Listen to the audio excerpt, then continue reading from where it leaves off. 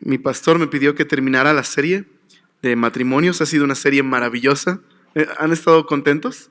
Ha sido maravillosa, ¿verdad? Dios nos ha enseñado muchas cosas a través del ejemplo de Abraham y de Sara. Hemos visto cosas muy buenas en su matrimonio y hemos visto cosas que decimos, oh, ¿qué onda con Abraham, verdad? ¿O qué onda con Sara? Pero somos tan como ellos. Nos identificamos tanto con sus flaquezas, sus debilidades, la falta de fe a veces que tenían. Y Dios fue fiel con ellos. Dios hizo una obra muy especial. Y el día de hoy, no vamos a revisar Génesis, sino Hebreos. Mi pastor me pidió que pudiéramos ir a Hebreos, porque creo que Hebreos nos muestra la conclusión del matrimonio de Abraham y de Sara. ¿Qué es lo que realmente, como lección final, como cierre de esta serie, podemos decir acerca del matrimonio? Bueno, la vida cristiana es una vida de fe, no de vista, sino de fe. Y el matrimonio no se puede vivir de una forma en la que agrade al Señor a menos que sea por fe y no por vista. Y lo que hoy veremos en Hebreos es esto, un ánimo, una exhortación que nos hace el autor a vivir por fe, a caminar por fe en nuestros matrimonios, con nuestros hijos y como creyentes. Y si eres soltero y estuviste viniendo a la serie, eso es también importante para ti, porque algún día Dios permitirá, si Él lo quiere, ahora sí que por fe, que te cases. Y necesitas comenzar tu matrimonio así, sabiendo que es un asunto de fe. Entonces, ¿por qué no ponemos este tiempo en sus manos? Le rogamos que nos hable a todos nosotros y nos transforme. Señor, una vez más venimos ante tu palabra, rogándote que nos permitas, Señor, tener ojos espirituales abiertos a tu palabra y transformes nuestro corazón. Te lo rogamos, por favor, en tu nombre. Amén. Bueno, ando un poquito mal de la garganta, tengo que decirlo, porque si me da un ataque de tos, que primero Dios no pasará. Si me da un ataque de tos, pues por ahí hay un extinguidor, me echan para que, ay, sí, no. Pero solo quiero avisarlo, entonces tengo un tecito aquí, estaré tomando regularmente para mantener la garganta en forma. Pero la verdad es que uno llega a los 30 y se vuelve de porcelana, y yo no me enfermaba así jamás, nomás este año que cumplí los 32 y ya fue. Entonces, híjole, pues ni modo, ahora hay que cuidarse y ponerse bufanda. Cuando yo hacía esas cosas en la secundaria me iba sin suéter a la escuela, y ahora sí con chamarra y todo. Pero bueno, va pasando el tiempo, ¿verdad?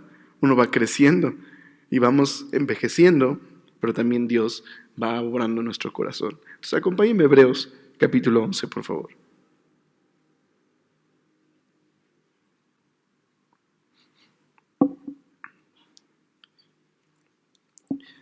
Hebreos capítulo 11 es conocido como este pasaje sobre los grandes héroes de la fe. Y muchas veces leemos este capítulo, desligándolo de una exhortación anterior. Por eso vamos a leer el capítulo 10, versículo número 35. Dice: no perdáis, pues, vuestra confianza, que tiene grande galardón.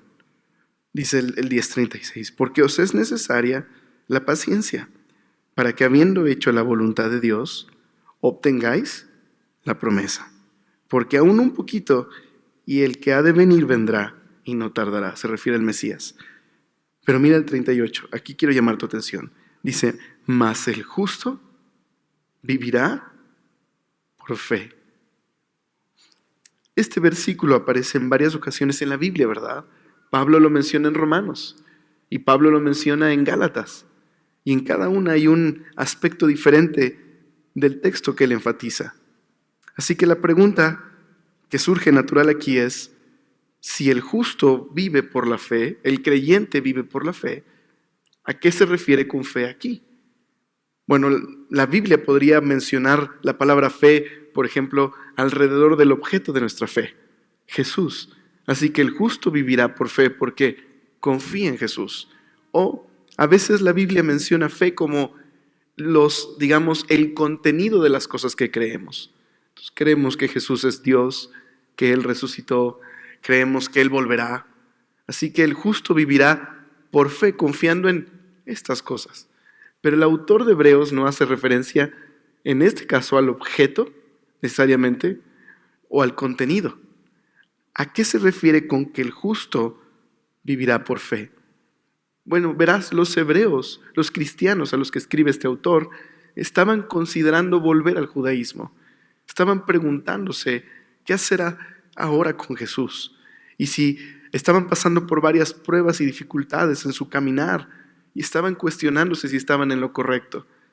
Así que el autor de Hebreos quiere afirmar que su fe es importante como una confianza, una certeza plena en Dios. Porque el justo vive por fe. El creyente camina por la fe, camina en fe. Y por eso el verso 38 al final dice, y si retrocediere, no agradará a mi alma. Así que este es el contexto. El autor está animando a estos cristianos a no retroceder, a permanecer firmes en la fe, a perseverar en la fe. Entonces, ¿a qué se refiere con fe aquí? Bueno, me gusta la traducción de una Biblia que se llama Biblia Amplificada. Dice así: la fe es una confianza constante y firme en el poder, sabiduría y la bondad de Dios.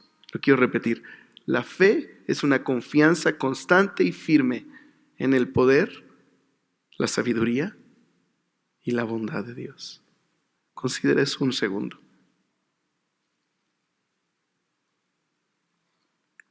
Eso es fe, ¿verdad?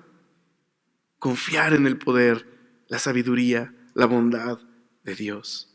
Así que ahora el capítulo 11, lo que hace el autor es responder, ok, el justo vive por la fe.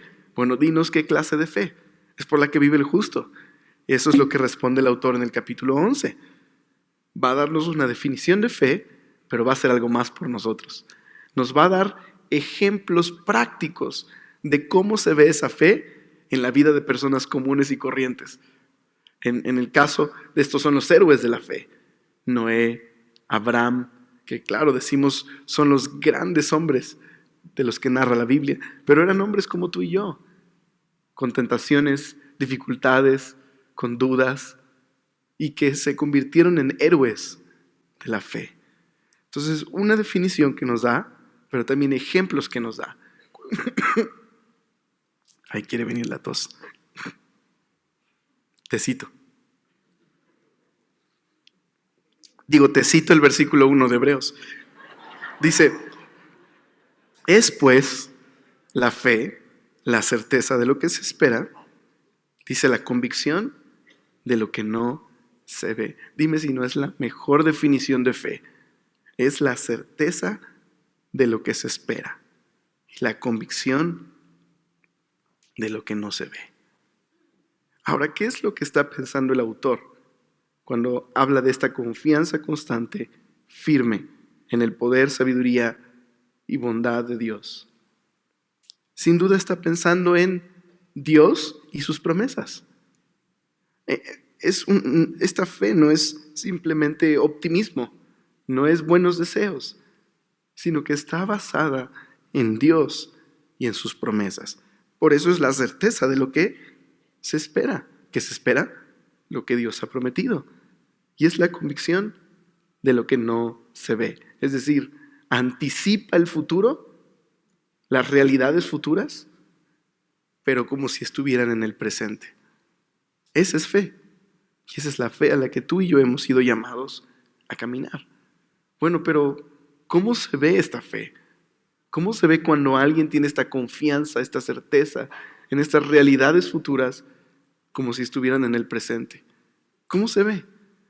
Pues se ve como estos ejemplos que vamos a ver. Entonces vamos a pasar al verso 4.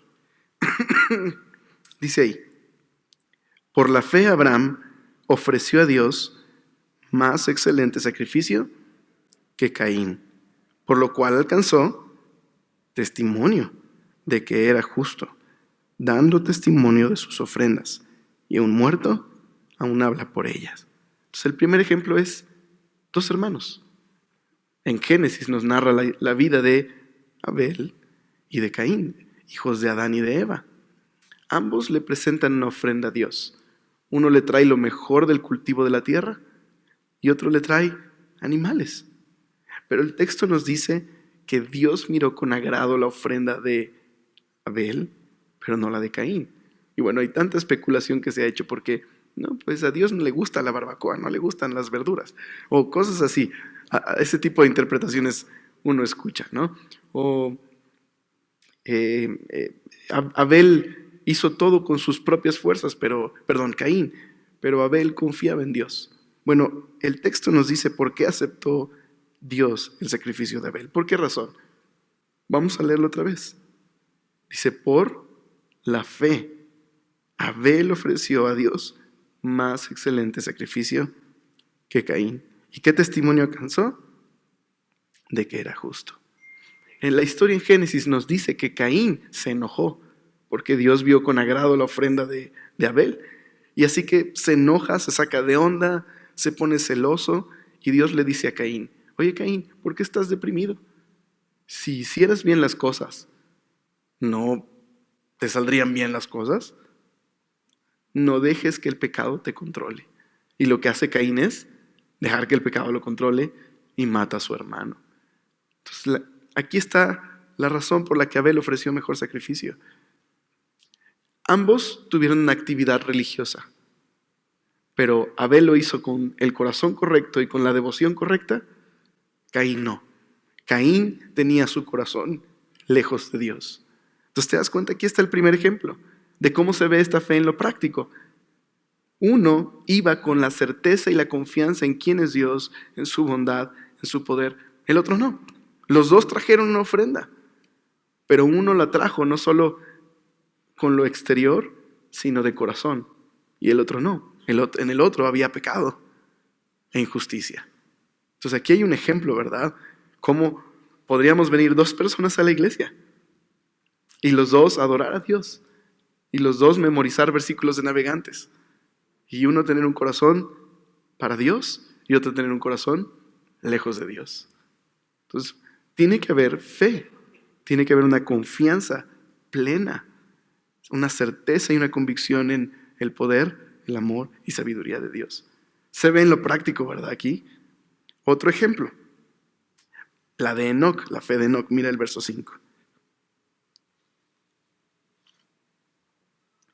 Dice, por la fe Enoc fue traspuesto, esto es llevado, para no ver muerte, y no fue hallado, porque lo traspuso Dios. Pero antes de que fuese traspuesto, dice, tuvo testimonio de ¿qué? De haber agradado a Dios. ¿Y cómo agradó a Dios? Dice el verso 6. Pero sin fe es imposible agradar a Dios, porque es necesario que el que se acerca a Dios crea que le hay y que es galardonador de los que le buscan. Entonces, luego vamos a volver a este texto, pero nos dice que había un hombre llamado Enoc, y este hombre en algún momento de su vida empezó a tener una relación, una amistad cercana con Dios. Y era tal su convicción y su fe en el poder, en el amor y en la bondad de Dios, que Dios toma una decisión. Decide llevárselo y que no vea la muerte. Pero antes de que Dios tomara esa decisión, dio testimonio en el mundo, con sus vecinos, de que amaba a Dios y que confiaba en Dios. Entonces ahora su fe se ve en esto, en que Dios le traspuso, pero antes dio testimonio de agradar a Dios. De que, verás, no solamente es que creía que Dios existe, porque podríamos decir que hay muchas personas que creen que Dios existe. Cuando dice que el que tiene fe es necesario que crea que le hay, es algo mucho más profundo. Significa que no solo cree que Dios existe, sino cree que Dios ha declarado su voluntad y que es un Dios con el que uno puede relacionarse y que es digno de confianza. Entonces esto también es un ejemplo práctico de fe. O sea, podríamos hacer una encuesta en nuestro país y preguntarle a cuántas personas creen que Dios existe. Pero ¿cuántas de esas personas que creen que Dios existe realmente tienen un testimonio de una confianza completa en la voluntad de Dios y de caminar haciendo la voluntad de Dios porque confían en que la voluntad de Dios es buena, perfecta y agradable? ¿Sí me explico? Entonces es muy diferente cuando dice el texto que la fe es creer que le hay y que es galardonador de los que le buscan. Es confiar, tener una relación con Él y saber que un día daré cuentas a Dios. Otro ejemplo práctico de esta fe está en el verso 7. Es Noé. Y mira lo que dice. Por la fe Noé, dice, cuando fue advertido por Dios acerca de cosas que aún no se veían, con temor preparó el arca en que su casa se salvase. Y dice que por esa fe condenó al mundo y fue hecho heredero de la justicia que viene por la fe. En algún momento en la historia, dice la Biblia en Génesis, que la maldad se esparce en toda la tierra y que Dios decide un plan para, con un diluvio, acabar con todo lo que está vivo. Pero elige un hombre que haya gracia a los ojos de Dios, Noé, y le advierte, oye Noé, voy a destruir la tierra con agua. ¿Y qué es lo que hace Noé? Noé escucha la advertencia de Dios y obedece a Dios y su instrucción. ¿Y qué le manda a hacer Dios? Un arca. Un arca que más o menos tardó Noé en construir, creen los eruditos, 120 años. Entonces durante 120 años estuvo dando testimonio a sus vecinos, viene un juicio de Dios. Pero Dios me dijo que hiciera un arca donde nos salváramos. Y por 120 años probablemente soportó las burlas de sus vecinos y dio testimonio. Entonces no es que Noé condenó al mundo al decir, se van a ir al infierno, va a venir el diluvio, me voy a salvar yo y mi familia. ¿Cómo condenó al mundo? Dando testimonio, obedeciendo a Dios, confiando en Dios. Y eso fue lo que condenó al mundo, pregonó la justicia. Así que ahora vemos fe y obediencia juntas, ¿verdad? Noé actuó en base a lo que Dios le dijo, le creyó. Y creyó que es galardonador de los que le buscan. No solo dijo Dios existe, sino confió que es digna su palabra de nuestra confianza. Le obedeció y Dios salvó a su familia. Es otro ejemplo práctico de cómo vive el justo por la fe. Pero entonces llegamos al verso 8 y mira lo que dice. Por la fe, Abraham, siendo llamado, mira lo que dice, obedeció para salir al lugar que había de recibir como herencia y salió sin saber a dónde iba. Cuando vimos el pasaje de Génesis, vimos que le costó algo salir, pero salió y salió sin saber a dónde iba. Abraham dejó sus dioses, su seguridad en Ur de los Caldeos, todo lo que tenía, sus comodidades. Ur de los Caldeos era una de las ciudades más importantes del mundo antiguo. Sería como tener una especie de Nueva York, Tokio y Roma en un lugar muy importante. Y dejó eso, dejó esa seguridad y esos dioses, en base a que Dios se reveló a su vida y le dijo, salte, vete a la tierra que yo te voy a mostrar. ¿Dónde está? Pues salte, yo te voy a mostrar dónde está. Y salió sin saber a dónde iba. Entonces, fe que obedece y que confía, ¿verdad? No es una fe ciega, más bien es una fe obediente, que confía en Dios y en su palabra, y que creyó que Dios es digno de confianza y es galardonador de los que le buscan. Pero también Abraham hace algo más, dice el verso 9. Dice, por la fe habitó como extranjero en tierra prometida. Es decir, Dios le promete una tierra, pero todo el tiempo que Abraham estuvo en esa tierra, no la poseyó. Estuvo como un extranjero. Y dice, morando en tiendas con Isaac y Jacob, ellos también, coherederos de la misma promesa. Entonces, ¿te imaginas?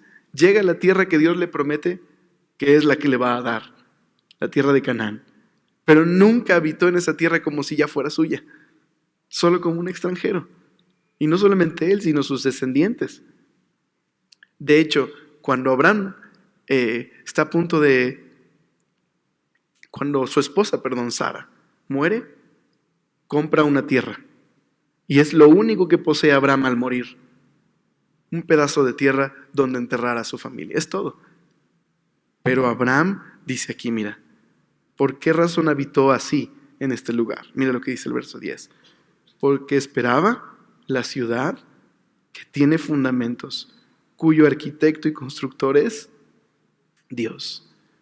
Entonces, Abraham podía ver más allá, ¿recuerdas la definición de fe?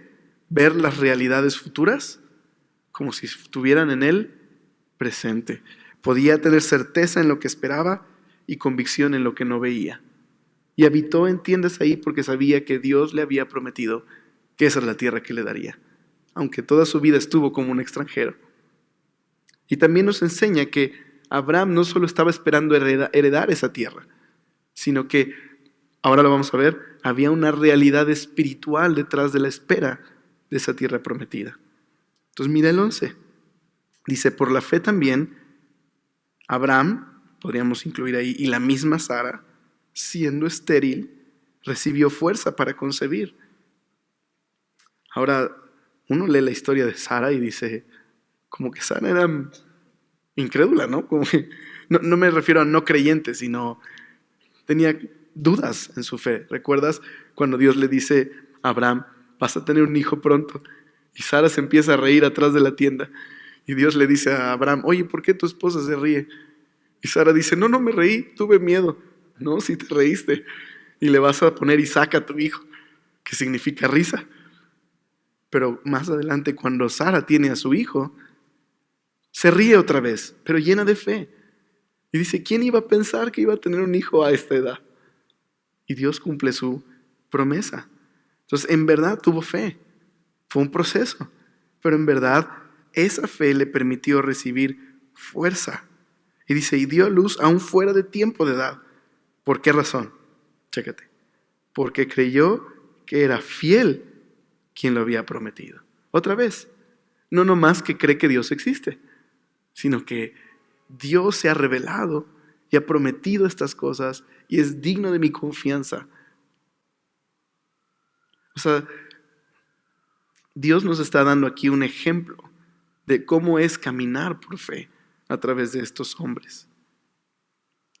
Y entonces mira lo que dice el versículo número 12. Por lo cual también de uno, y ese ya casi muerto, es decir, su cuerpo tan viejo que era incapaz de poder tener hijos, y Sara era estéril. Dice, salieron como las estrellas del cielo una multitud, y como la arena innumerable que está a la orilla del mar. Y entonces dice el 13, conforme a la fe, murieron todos estos sin haber recibido lo prometido. Abraham, Isaac y Jacob habitaron en las tierras que Dios prometió como extranjeros, pero nunca las recibieron. De hecho, José, el hijo de Jacob, muere en Egipto y dice, no me entierren, porque Dios va a cumplir su promesa, entiérrenme cuando lleguemos a la tierra prometida. Entonces no lo recibieron, pero ellos creían que las realidades futuras eran reales en el presente.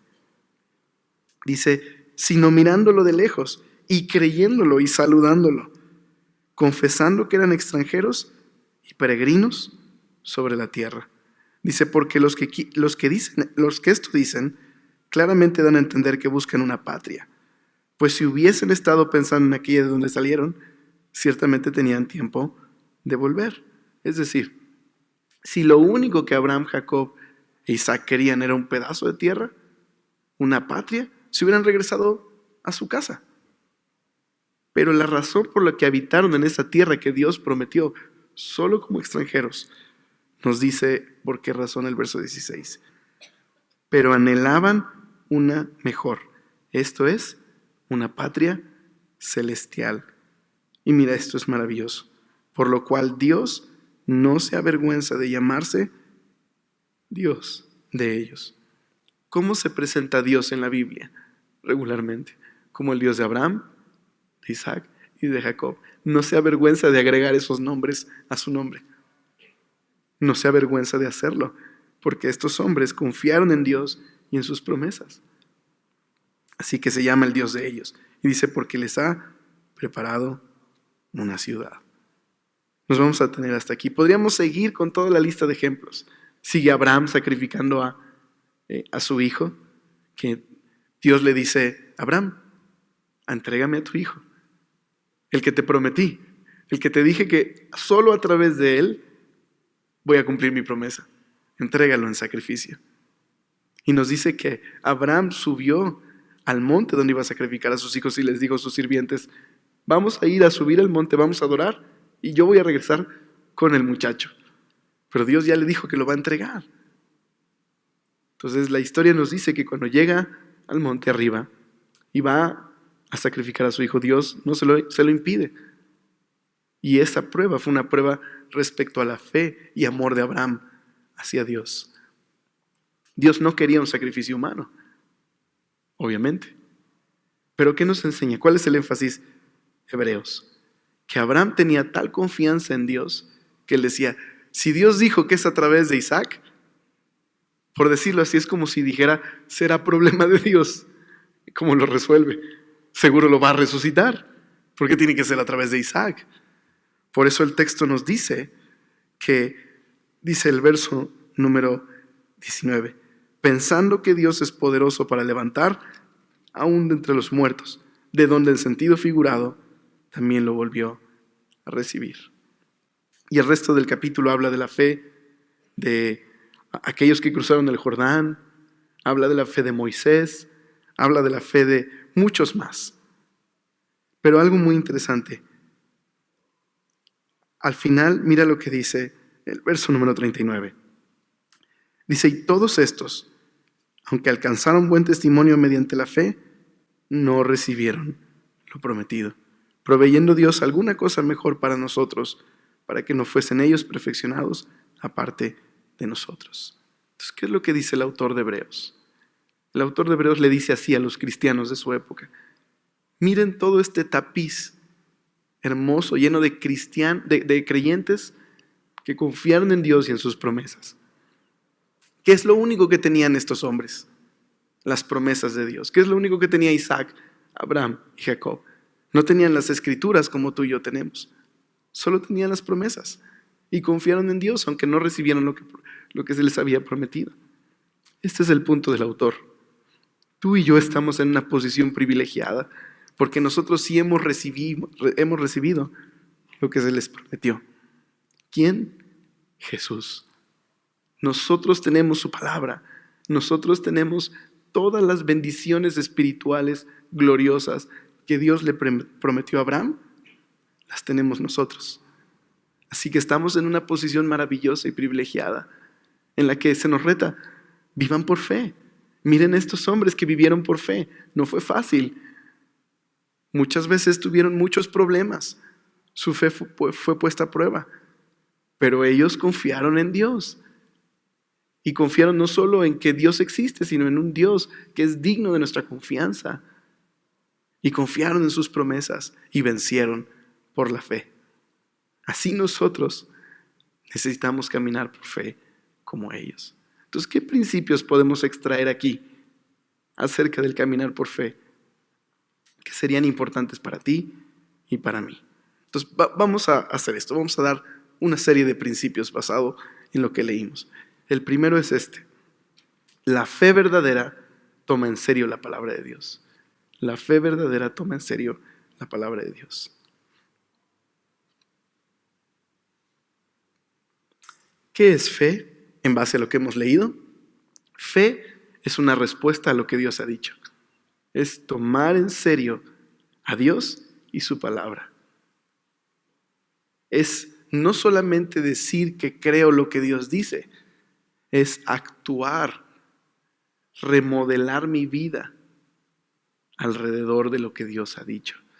Y eso es una fe verdadera. Lo que estos hombres hicieron fue tomar las promesas de Dios, abrazarlas, de tal manera que dejaron todo lo que estaban haciendo por confiar en las promesas de Dios. Y Dios respondió a esa fe. Entonces nosotros también necesitamos confiar en lo que Dios ha dicho. De hecho, el primer ejemplo de esto está en Hebreos 11:3. Mira lo que dice.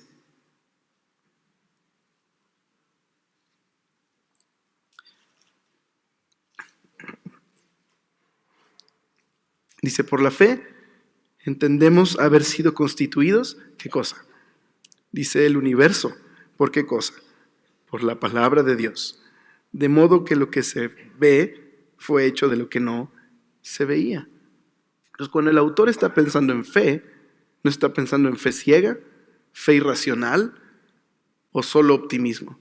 Estaba pensando en lo que Dios ha revelado de sí mismo en su palabra. Entonces, lo que dice es esto. ¿Cómo sabemos que Dios creó los cielos y la tierra? Porque Dios ha revelado que Él ha creado los cielos y la tierra. Claro, el autor aquí no está entrando en detalles en cómo lo hizo. Solo está estableciendo el hecho de Dios es el autor y creador de los cielos y la tierra. Entonces la verdadera fe confía en Dios, pero también confía en su palabra. Y el ejemplo es Noé. ¿Qué le dijo Dios? Construye un arca. ¿Qué hizo Noé? Obedece. El ejemplo es Abraham. ¿Qué le dijo Dios? Sal de tu tierra. ¿Y qué hizo Abraham? Obedeció. Ahora, Abraham, ¿cuántas veces Dios no le dijo, va a ser a través de Sara, tu esposa? Y tuvo que confiar en Dios a pesar de su edad.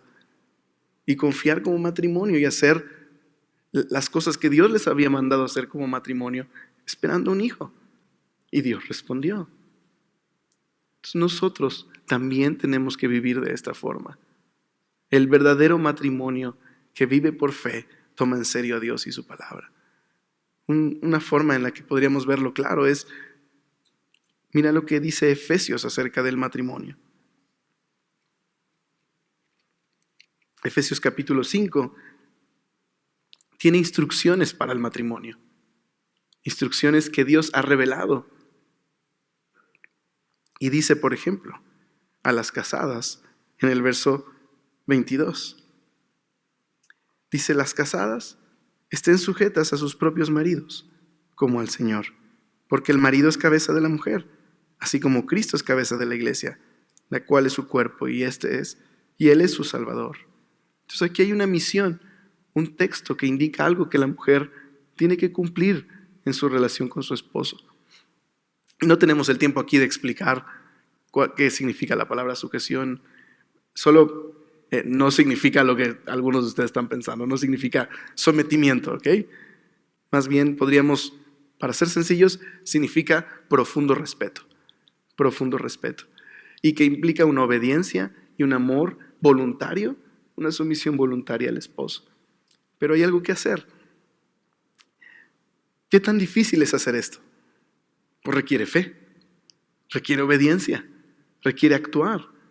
Porque no es popular el día de hoy hablar de una esposa que respeta profundamente a su esposo y que voluntariamente va a obedecer su dirección. Suena lo más antimoderno, ¿verdad? Pero otra vez, ¿en quién vamos a confiar? ¿Sí me explico? La fe verdadera actúa en base a lo que Dios ha revelado. Entonces, podríamos oír miles de consejos en el mundo de cómo mantener un matrimonio feliz. O podríamos tomar en serio lo que Dios dice. Y tomar en serio lo que Dios dice significa actuar. Pero Señor, mira al esposo que me diste. Si él fuera como Jesús, claro que me sujeto. Pero recuerda, el texto dice, casadas estén sujetas a sus propios maridos como al Señor. Es decir, por amor al Señor, por reverencia a Cristo. Pues tiene que haber fe. Bueno, pero ahora los esposos, ¿verdad? ¿Qué dice de los esposos, por ejemplo? En el verso número 25. Maridos, amad a vuestras mujeres, así como Cristo amó a la iglesia y se entregó a sí mismo por ella, para santificarla, habiéndola purificado en el lavamiento del agua por la palabra. Dice, a fin de presentársela a sí mismo una iglesia gloriosa, que no tuviese mancha, ni arruga, ni cosa semejante, sino que fuese santa y sin mancha. Así también los maridos deben amar a sus mujeres como a sus mismos cuerpos. Hay una instrucción para los hombres, ¿verdad? Tienen que amar a sus esposas. ¿Y cómo se puede llevar esto a cabo? Requiere fe. Requiere tomar en serio a Dios y su palabra. Requiere considerar esto. Perdónenme. Tecito. Ahora ya fue de tecito. Requiere fe. Requiere confiar en que Dios es bueno y sabio. ¿Recuerdas? Y poderoso. Y que Él me ha dicho que esto es bueno para mi matrimonio. Entonces, la solución no es, no, mira, dale su espacio, vete con tus amigos, porque si tú vas, si te humillas y le dices que la amas, le vas a dar mucha importancia. Entonces, ¿eso qué? No, mira, es que el problema no eres tú, soy yo, quiero que seas feliz. ¿Eso qué? El problema sí eres tú, que eres egoísta y quieres ser feliz. Pero si realmente quieres arreglar tu matrimonio, tienes que tomar en cuenta a Dios, y en serio. Y lo que nos dice es, ama a tu esposa, cuida de ella, provee para ella. Eso es lo que Dios pide, eso es lo que Dios demanda. Y voy a tomar en serio a Dios. ¿Me explico? Esto es fe verdadera, fe que actúa. ¿Qué otro principio extraemos de lo que nos dice el texto en Hebreos? Bueno, la fe verdadera busca la aprobación de Dios. La fe verdadera busca la aprobación de Dios. ¿No leímos eso en Hebreos? ¿Podrían leer el versículo 6? ¿Me ayudan a leerlo? Bueno, para que no se oiga disparejo. 1, 2, 3.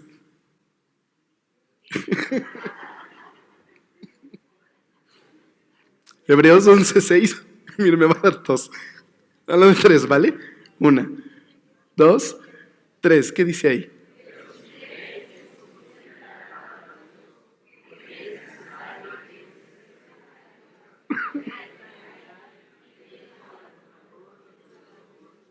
Se oye muy bonito.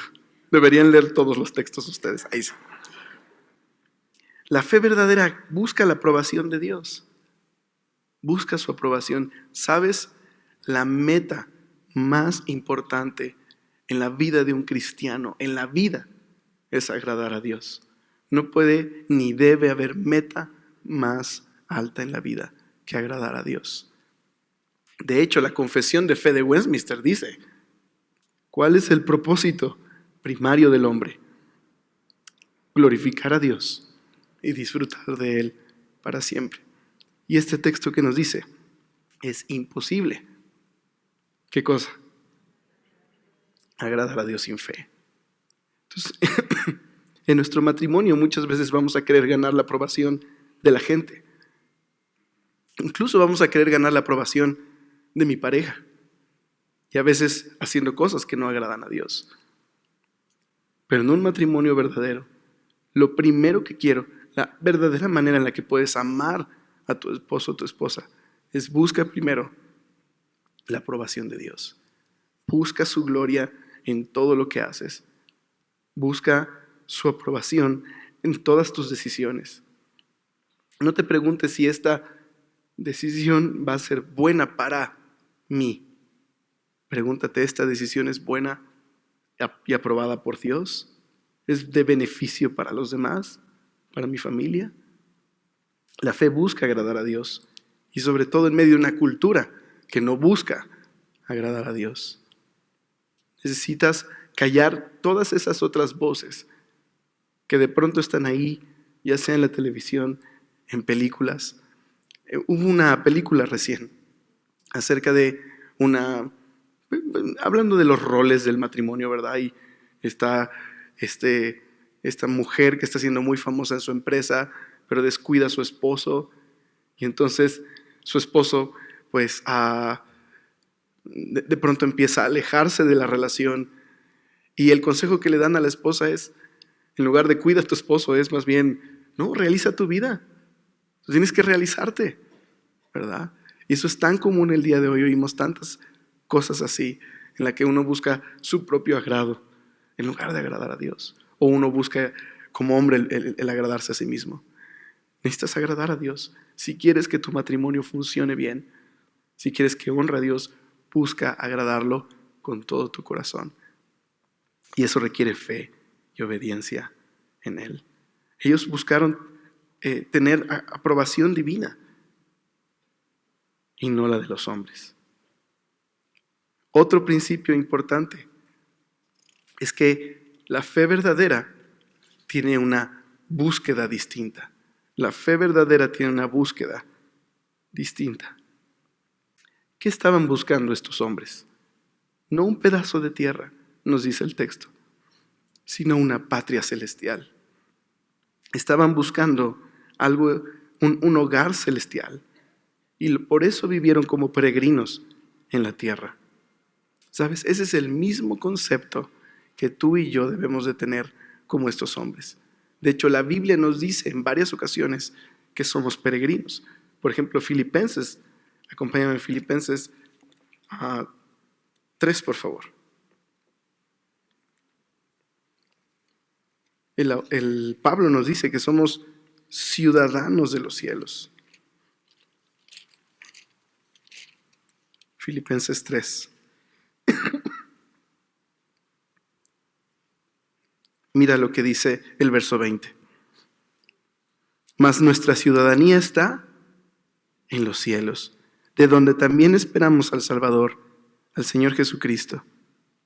Dice, el cual transformará el cuerpo de la humillación nuestra, para que sea semejante al cuerpo de la gloria suya, por el poder con el cual puede también sujetar a sí mismo todas las cosas. Entonces la fe verdadera tiene una búsqueda distinta. La fe verdadera considera una dimensión eterna, celestial, espiritual. ¿Por qué es importante esto? Porque aunque nosotros vivimos en alguna dirección aquí en la tierra, realmente nuestro corazón y nuestra mente tiene que estar puesta en las cosas del cielo, en las cosas de Cristo. También Colosenses dice eso. Acompáñame nada más a la vuelta, Colosenses 3. Dice el verso número 1 y 2. Si pues habéis resucitado con Cristo, buscad las cosas de arriba, donde está Cristo sentado a la diestra de Dios. Poned la mira en las cosas de arriba, no en las de la tierra, porque habéis muerto y vuestra vida está escondida con Cristo en Dios. Y cuando Cristo, que es la fuente de nuestra vida, se manifieste, entonces vosotros también seréis manifestados con Él en gloria. La anticipación de algo futuro, pero que el día de hoy puedo experimentar en el presente. Es muy claro. El cristiano es un ciudadano del reino de los cielos. ¿Has visto si has tenido la oportunidad de viajar a otro lado, qué tan fácil pueden detectar que es mexicano? Y no solo porque hagamos maldades o ya sabes, lo típico que hace un mexicano, ¿no?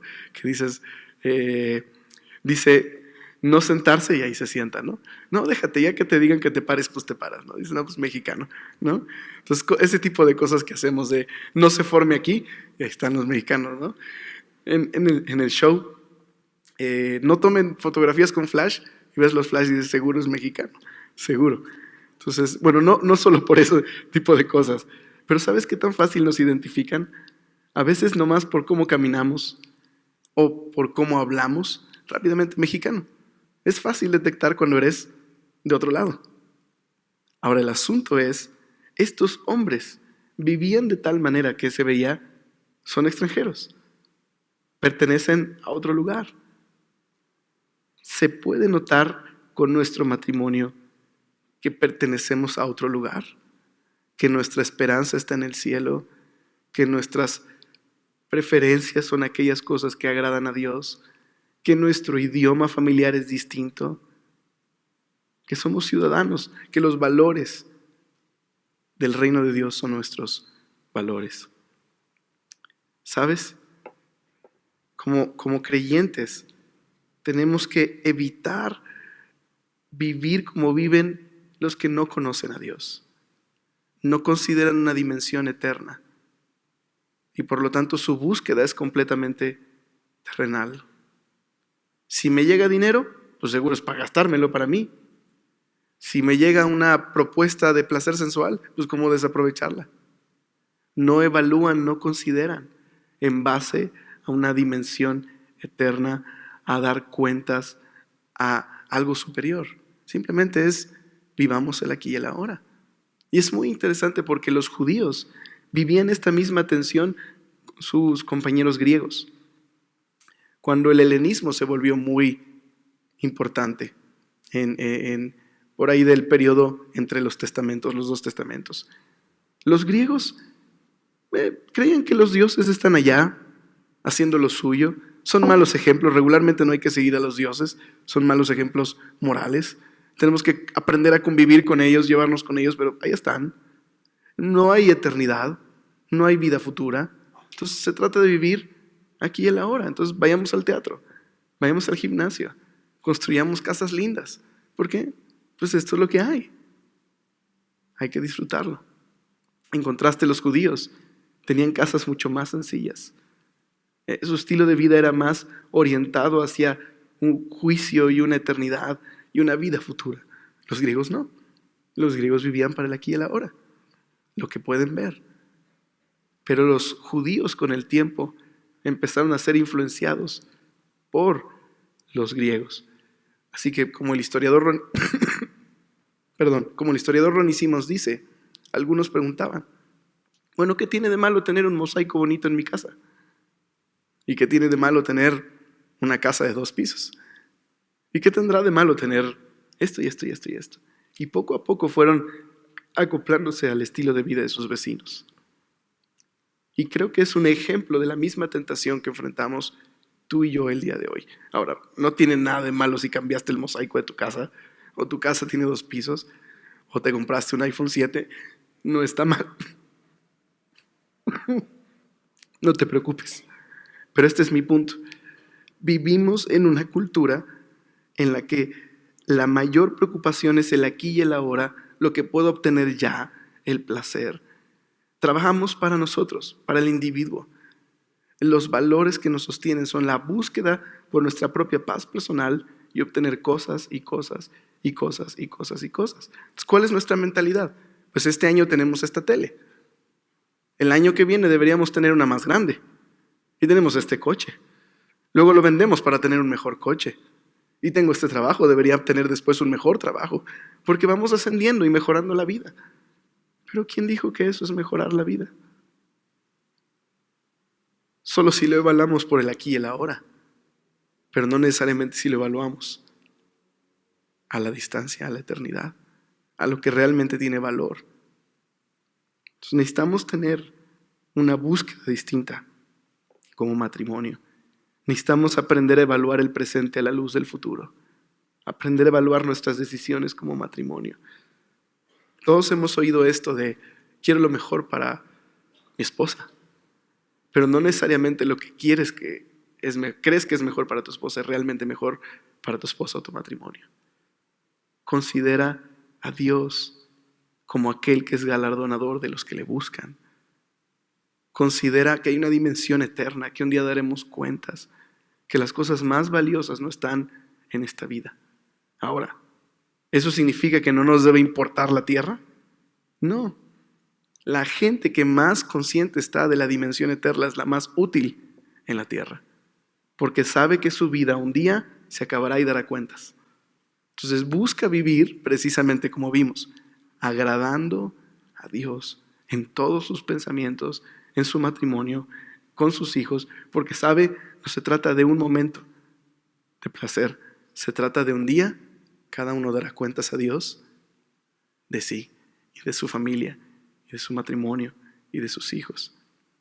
Pues la fe nos lleva a esta dimensión.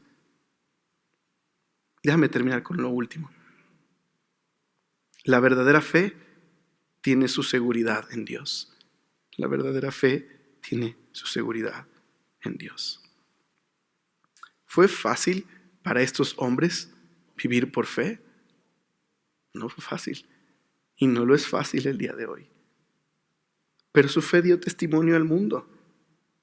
Estos hombres con su actitud respecto a la vida, con sus decisiones.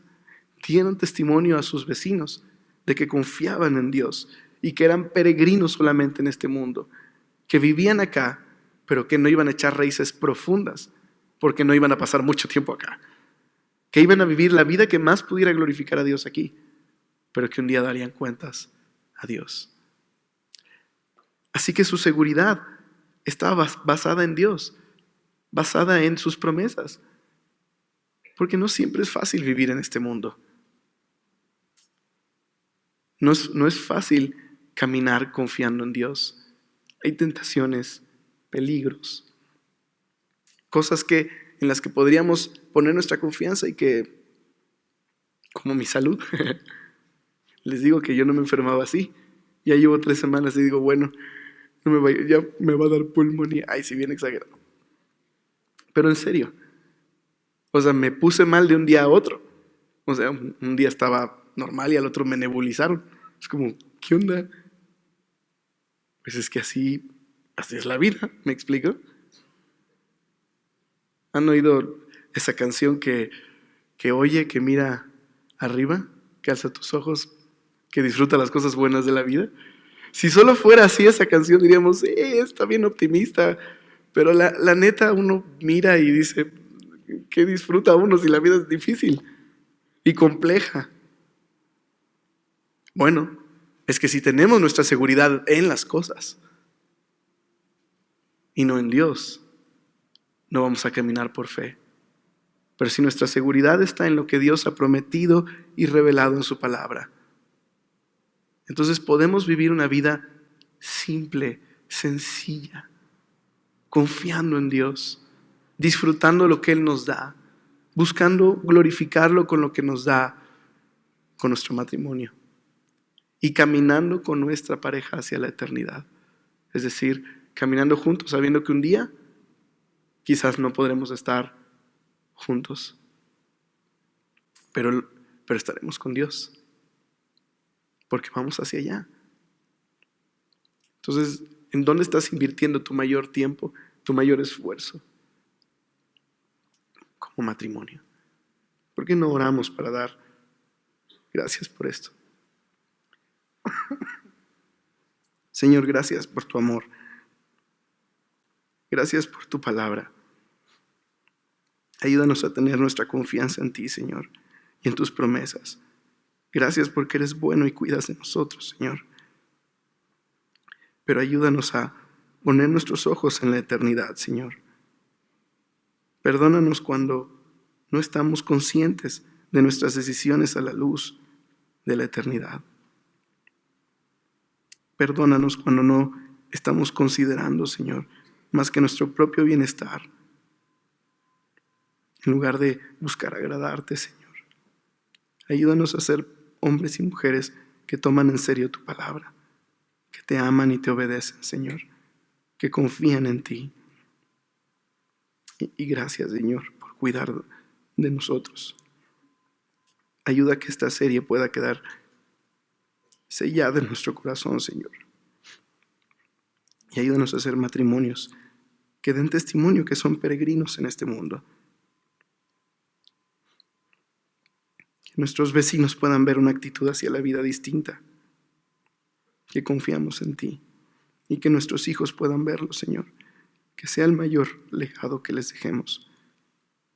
Lo de mayor valor, Señor. A veces queremos que vayan a la mejor universidad o que tengan las mejores cosas. Y el mejor legado que le podemos dar es una fe en ti, Señor. Es una confianza en ti.